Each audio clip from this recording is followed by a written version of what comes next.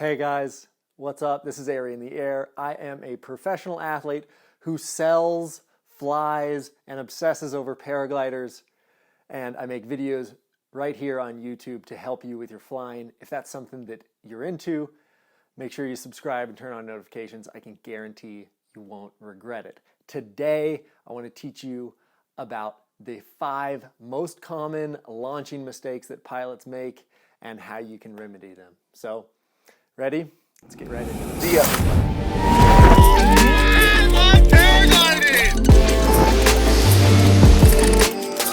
See ya.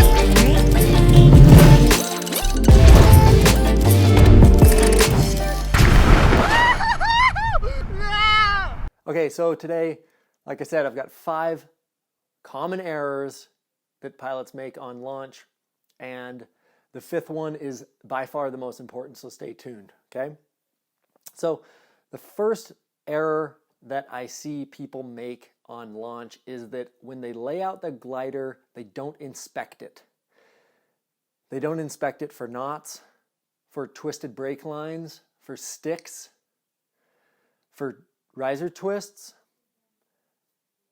and you really should. When you lay it out, you should really take a peek at that thing. Especially if you fly an ozone glider or any glider that does not have a swivel on the brake toggle, you need to be especially careful for brake line twists. And this is something that I've had bite me in the ass, and I've seen bite pilots in the ass. If the brake line gets twisted, it will take the upper cascade and it will twist the upper cascade. And the upper cascade then is really, really prone to knots. And when you get a brake line knot, it basically pulls on the brake for your entire flight. This is a little bit of a tangent, but it's worth noting. If you don't have a swivel on your brake line toggle, you should put one on there, or be very mindful of twisted brake lines. They can really, really screw you. Short tangent, if you find yourself in a brake line knot, pulling on it is basically your only way out. And if you tug on it gently, you can set the knot, which will make it not be able to come out. So your first attempt might want to be a pretty sharp, pretty hard pull on the brake. But with all of that, there's risk of spin and stall and all that stuff. So just consider what it takes to pull a knot out of a line. It's really hard, so you want to launch a glider that doesn't have any knots in it, okay? The second mistake that pilots make on launch is a mistimed inflation. So, especially if you're flying cross country, timing your inflation is really important. You have to wait for the right cycle that brings the right strength and direction. If you are in a queue of pilots, you might feel some pressure to get off the hill and take a cycle that's not quite right. You need to be very patient, wait for the right cycle that matches your ability, the direction of launch, all of those things, okay? The third mistake that pilots make on launch, and this is such a huge one, I just see this all day, all over the world, I've seen this everywhere, is that pilots don't move their feet. Move your feet. Kiting is so much about moving your feet. You control your line tension and your glider by moving your feet. So many pilots stand where they are, they pull on the A's, the glider comes up into one side, they try to pull on the opposite brake, thinking that the glider will somehow magically recorrect itself. You have to move your feet. It's like having good footwork, man. It's a dance to get off the hill, and if you're not moving your feet, you are not dancing. So this comes down to kiting practice. One of the really good exercise you can do in the park or on the beach to practice kiting this is do a maze drill, meaning that you're going to kite your glider downwind and then crosswind, downwind, crosswind, downwind, crosswind, so that you can actually move your feet, move the glider. Yeah, it's obvious. It all comes back to kiting again, right? We say this so much in paragliding instruction. So, move your feet, do the dance. Don't rely too much on pulling the brakes or pulling in the A's. You just got to move your feet, all right? It's not so hard. The fourth mistake that pilots make on launch is not inspecting the glider as it inflates. Inspecting your glider as it inflates, checking for knots, twists, sticks, rocks, anything, is like, that is literally like your pre-flight. That's your last pre-flight. Like if you launch with a big knot in your lines, like it can end up really bad. So inflating your glider and looking at it is really important.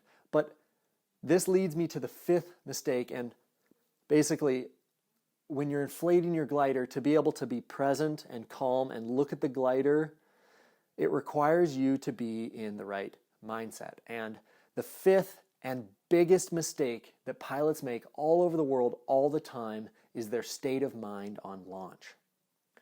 All too often, pilots are on launch and they are anxious, they are nervous, they are distracted, they are socializing. They are hoping about conditions, they are nervous about who's watching them, they are embarrassed, or they're cocky, or any number of these internal states that stop us from being totally present and being our best pilot selves on launch. This is so crazy, rampant, and important, and no one talks about this. All the instructors in the world are only talking about lines and hands, and no one is talking about who you are between your ears when you're trying to launch your freaking paraglider. And oh my God, this is the biggest thing. This is what paragliding is being a real pilot, like being able to say, who am I today? How am I feeling? How much sleep have I had? What are my emotions like? What are my how current am I? How ready am I for risk today? How ready am I to go big today? Blah, blah, blah. Like, this is all of it, man. This is all of it. So, in general, I see it so often. When people are watching, pilots get nervous that people are watching.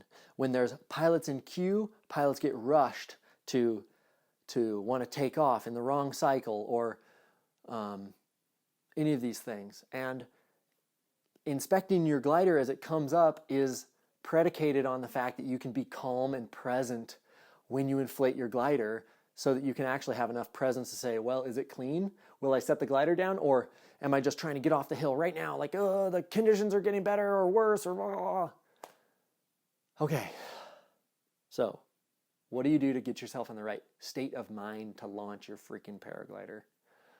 Well, it's going to be different for everyone, but things that you can do that everyone can do: meditate, breath work, self-knowledge, right? Those are like things off of the hill. When you're on the hill, they still apply. I instructed a really experienced paraglide pilot one time at Pine Mountain. The conditions were really strong, but they were totally flyable, and he kept blowing his launch. And he would pull up too much and brake too hard, stall the glider, blah, blah. And he says, Ari, what's going on? What do I need to do? I said, you don't need to think about your technique at all. All you need to do is you need to take 5 deep breaths before you inflate your glider. You need to find yourself before you inflate your glider, because he was just overanalyzing. He was trying too hard. And the reality is that if you can, before you launch, find your breath, connect with your breath, and connect with yourself and bring yourself into the moment that you are in, where you're not thinking about the clouds, you're not thinking about the conditions or the wind, you're not thinking about who's watching you, you're not thinking about the other pilots or the spectators or any of that, where you actually become fully present in what you're doing, which seems so silly, but it's like, here I am telling you this. Like, to become fully present with the launch that you are about to make. My friend Jeff Shapiro, wingsuit base jumper and legendary hang glider and paraglide pilot, he has always told me, Ari, every flight is the most important flight of your life. And it's so true. Every launch is the most important launch of your life. None of it is routine. You really want to be super present. So finding your breath before you launch, in the moments before you launch, is really important. Finding yourself in a centered state is really important. Even before you unpack your glider, sitting in meditation on launch is a technique that I've used, and I've seen really high-level pilots use on launch in competition as well.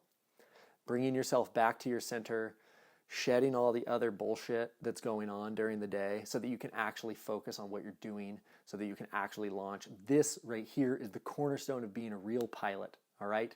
And I welcome you into this club where we are trying to be present and centered and make our best decisions and not let our egos fly our gliders and not make stupid, silly mistakes that we don't have to make that risk our lives, all right?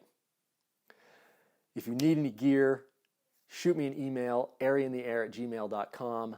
Put any questions you have in the comments below. I try to answer them all. Thanks so much for watching. We'll see you on the next episode.